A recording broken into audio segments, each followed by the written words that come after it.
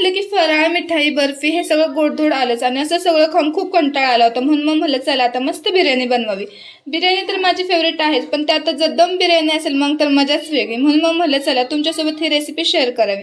सुरुवातीला तर मी कुकरला 2 शिट्ट्या घेऊन चिकन चांगलं शिजवून घेतलं. नंतर बिर्याणीसाठी लागणार तांदूळ एका पातेल्यामध्ये पाणी टाकून 80% उकळून घेतले.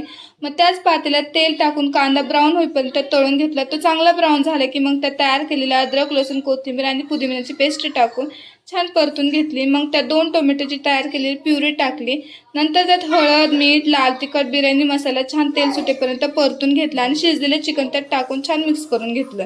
नंतर हा सगळा मसाला बाजूला कढईत काढून घेतला आणि पातेल्यात छान अशी भाताची लेयर तयार करून घेतली आणि वर मसाला टाकून दिला. नंतर परत राहिलेल्या भाताची अजून एक लेयर तयार करून घेतली आणि वरून 2 चमचे तूप टाकून बिर्याणीला स्लो गॅसवर 10 मिनिटे चांगला दम दिला आणि तयार झाली खूपच टेस्टी अशी दम बिर्याणी. व्हिडिओ आवडला तर चॅनलला नक्की सबस्क्राईब करा. भेटूया तर नेक्स्ट व्लॉगमध्ये.